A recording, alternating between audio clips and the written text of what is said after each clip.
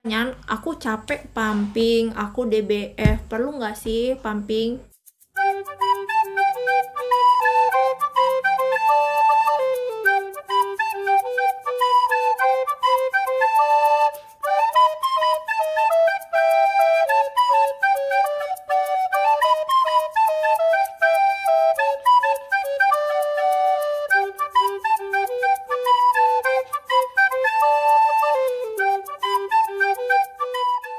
Hai semuanya, aku mau nyobain produk barunya Scarlett. Ada Seriously Shooting Hydrating Gel Mask dan Herbalism Mugwort Mask. Kita mulai dulu dari cara penggunaannya. Cekidot. Pertama, bersihkan wajah terlebih dahulu. Kedua, pakai masker sesuai kondisi kulit. Kalau aku, kulitnya cenderung normal to dry. Jadi aku bisa pakai dua-duanya. Karena gel is a mask dan mugwort to dry. Hindari area mata dan bibir. 3. Diamkan 10-15 menit. Langsung dibilas, jangan dibiarkan mengering. 4. Bersihkan masker dengan mencuci bersih wajah. Taram, selesai. Waktu pertama apply itu langsung terasa efek soothing sama calmingnya. Ini after feel-nya aja, aku ngerasa kulit wajah aku lebih terhidrasi. Dingin banget, adem. Yuk sekarang kita cek kandungan dari Seriously Shooting and Hydrating Gel Mask ini. Nih, gel masknya ini mengandung Centella asiatica, ginseng extract, allantoin, grape water, damask, dan rose water. Nah, ada kandungan vitamin C dan niacinamide-nya yang bikin kulit tampak lebih cerah. Wow, plus ada kandungan 7 berries atau 7 berry kaya antioksidan yang mampu mencegah kerusakan kulit dari radikal bebas plus anti-aging. Untuk kalian yang tipe kulitnya berminyak, berjerawat, pori-porinya besar, bisa coba pakai yang Herbalism Mugwort Mask. Nah, kalau kandungan dari Herbalism Mugwort Mask ini yaitu ada mugwort, chlorophyllin, allantoin yang bisa menenangkan kulit dan meredakan peradangan akibat jerawat.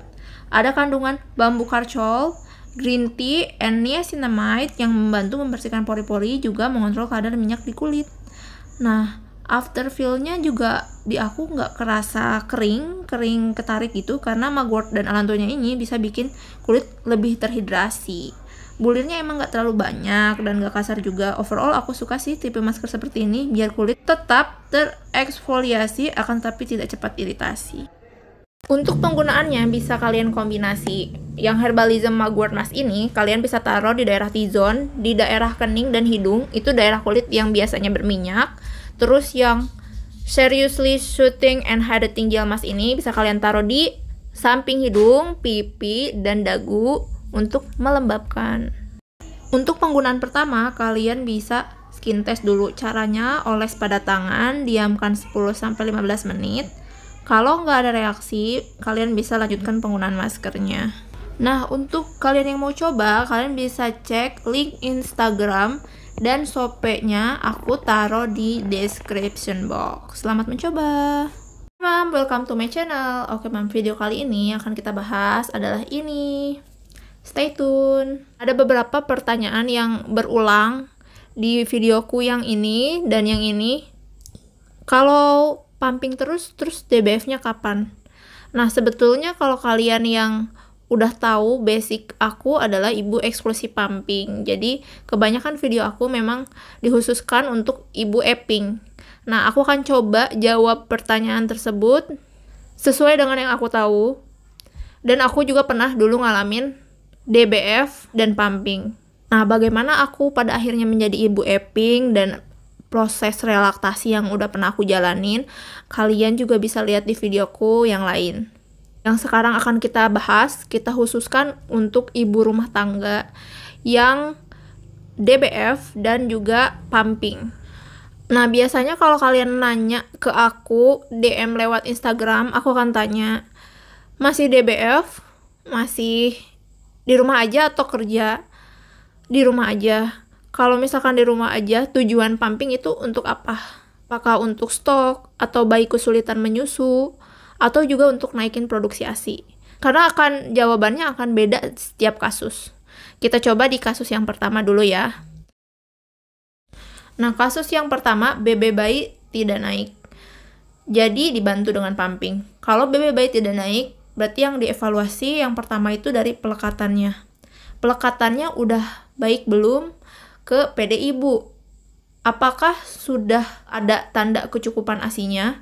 Yang paling gampang itu tanda kecukupan ASI itu dilihat dari pipisnya. Pipisnya apa udah minimal 6 kali sehari dan BB-nya naik. Ini tabel yang aku dapat dari Halo Dokter, minimal per bulannya. Kalau misalkan betul tiap hari itu kurang dari 6 kali pipisnya, kemudian nggak naik sesuai KMS, yang dicek selain pelekatannya itu di mulut bayi apakah ada tongue tie atau lip tie.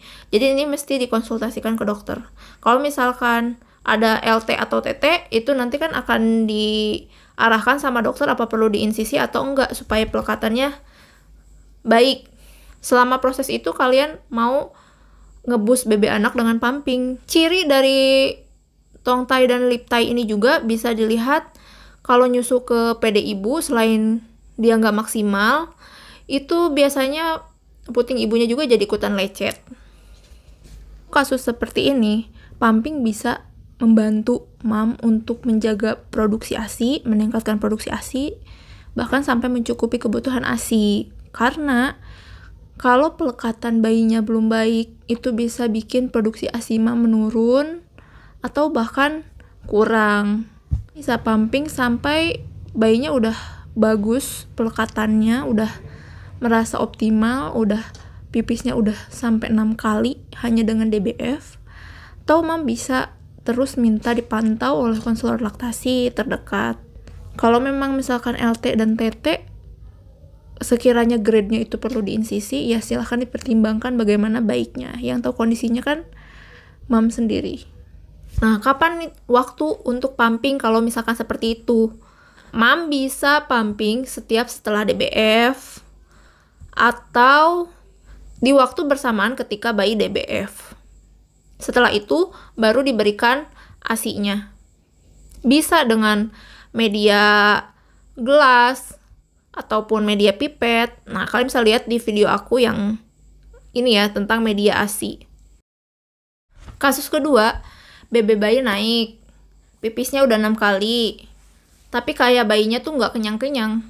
Minta menyusu terus. Jadi biasanya bikin si ibu nggak pede. Apakah produksi ASI aku cukup atau enggak? Nah, bisa jadi kalau kondisinya seperti ini, itu bayi mam sedang mengalami fase growth spurt. Fase growth spurt itu adalah percepatan pertumbuhan. Kemudian BB bayinya naik pesat. Nah, kalau seperti ini, bayinya nyusu terus, aku pumpingnya kapan? Ya nggak perlu. Kalau udah yakin pipisnya 6 kali sehari, dihitung malah bahkan lebih, itu berarti bayi mam itu sudah cukup mendapatkan ASI. Jadi pumping itu sebetulnya untuk menggantikan DBF. Jadi yang harus dilakukan ketika bayi minta menyusu, disusui aja terus. Itu sama aja dengan mam pumping terus-terusan tiada henti. Kalau fase growth spurt-nya udah terlewati, kalian layani terus, susui terus, dan bayi sudah ke fase biasa, menyusu 2-3 jam sekali, maka di situ produksi ASI mam bisa otomatis meningkat. Kenapa? Karena demand-nya sebelumnya udah banyak di waktu di fase GS.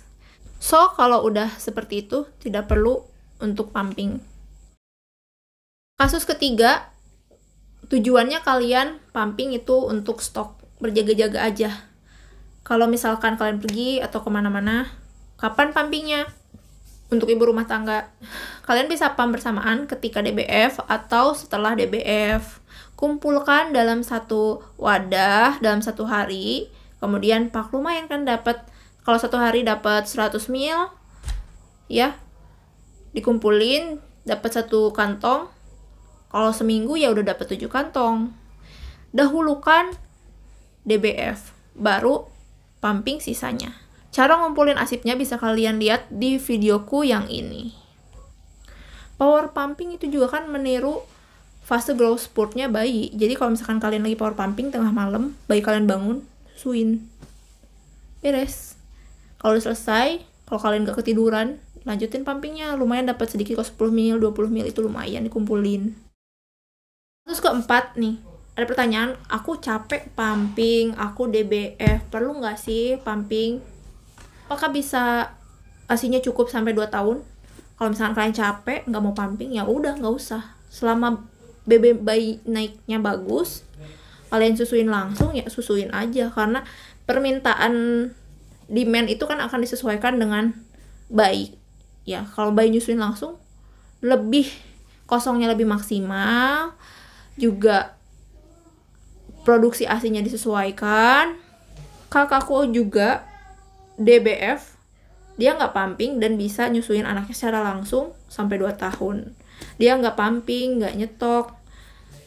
Pumping itu cuman kalau ASINya tersumbat aja. Nah, dulu aku tuh seperti ini.